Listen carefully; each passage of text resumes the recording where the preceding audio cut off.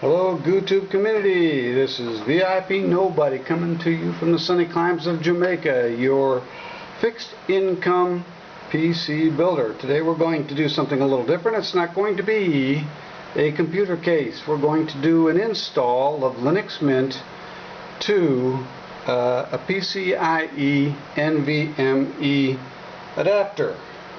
Also, the boot sector is going to be on a small SATA, 16 gigabyte SATA. It doesn't have to be that large, but that's just I find things cheaply. So use what I can.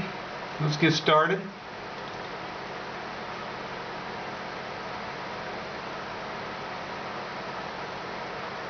Sorry that the picture is so fuzzy. English. I've heard so many people cry about, oh, Linux is so difficult. Give me a break. Click on this, click on that. If it were difficult, I wouldn't be using it. Got 2-year-olds using phones, and you got grown-ups who can't use a computer just because it's not Microsoft or Windows. Give me a brick, or a Mac even.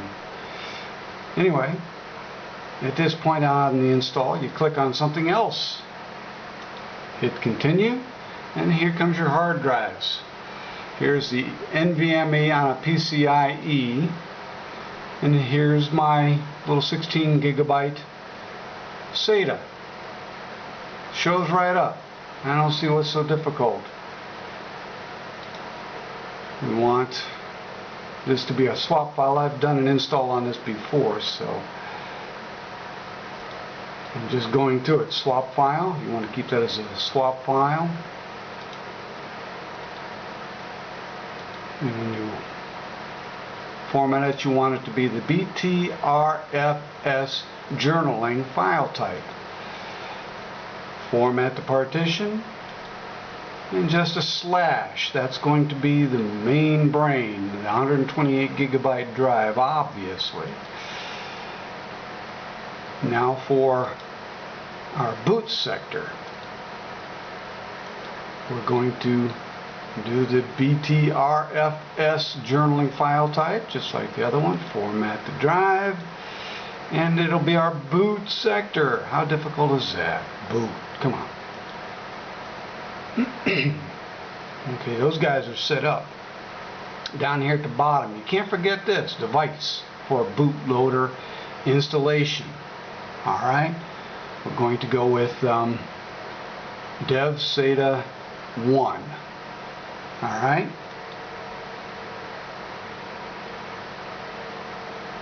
there it is, dev SATA 1. Boom. Install now. It's going to tell you what it's changing. How easy is that? Huh? Here we go, the rest of the installation process. Joe for Joe Mama. And a super secret password. Twice. And I do the login automatically. It's not like anybody can hack Linux. This installer, this simple installer that you see running at the beginning of the installation process, is found on a lot of different Linux operating systems. Very simple installer. It's not like it's difficult. Now this is what the SATA boot sector looks like. I get these like in a lot, 5 in a lot, for like $10, you know, 16 gigabytes. And this is my NVMe mounted on a PCIe adapter for the 16, PCIe 16. There's other adapters out there that don't use the PCIe 16, but they still have the same amount of connectors. on the bottom is what the NVMe has, so everything's being used. This can be used in servers, as well as it'll fit into a 16 slot as well and work. But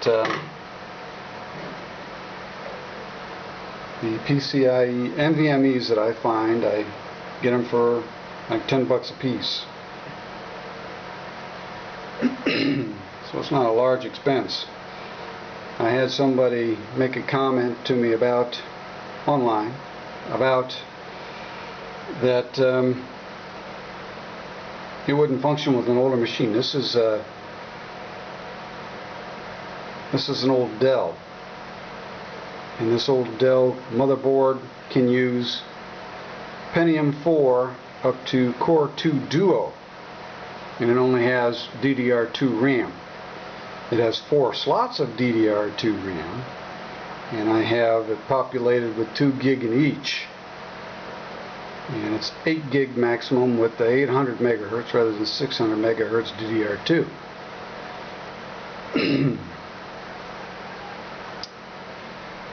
So that dispels a lot of people's ideas that you can't install these new things on older boards. There are tons of, just literally tons and tons of people benchmarking these PCIme's, NVMe PCIme's, as compared to on-board mounts. And it's the same read and write speeds with this adapter as what it is with a board mounted NVMe. I'm not talking M.2. M.2 is just a SATA. They've got board mounted M.2s, and it's the same thing as having a 2.5 inch or SATA drive connected to the board. It's the same speeds. So I don't go with the M.2s. It's silky smooth operation with an NVMe PCIe adapter. I've used the SATA, I've used regular hard drives, 7200 RPMs hard drives, and by far the NVMe is the fastest. You want to use an old machine with no problems, that's the way to go. I discovered an adapter that they make that is a PCI to PCIe. I want to try and get one of those and see how well it works. Another video that I want to do is show you guys how to be able to change your start sound, your Linux start sound, so you can make it sound like a Mac, you can make it sound like a Windows machine if you want to. But I tend to like to use old rock songs from the 70s and 80s. They have a lot of music out there where the start of a song is really brilliant sounding. So, ta-da! See how easy that was? Easy, 4-letter word, easy.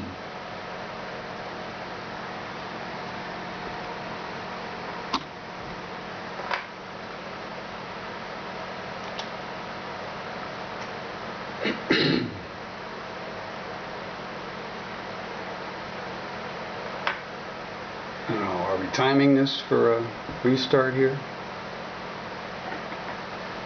For a first time start?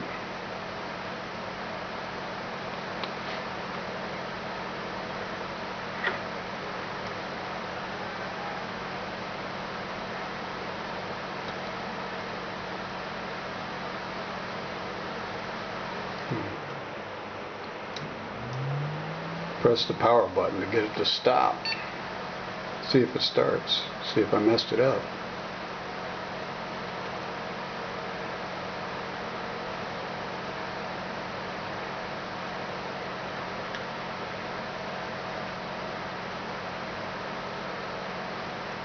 That was a floppy drive error.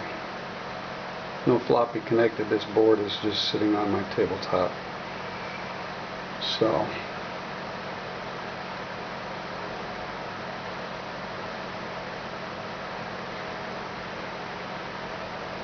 the startup is a little slow because the BIOS is looking for the boot sector, finds the boot sector over on the SATA drive, and then the SATA says, oh, don't look here, go over there to the nvme, that's where your brain is. So then it goes over there, finds the appropriate files, and starts. What do you know? Connections established. How about that stuff, huh? Talking fast.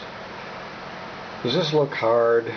Change the desktop background. You don't like the Linux Mint. You want something different. We've got a bunch of them in here. You can change it to whatever picture you want, whatever they have.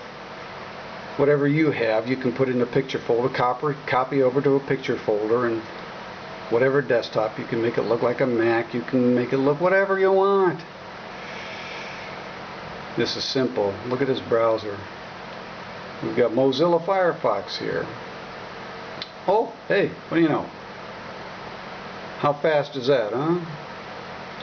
Search anything you want.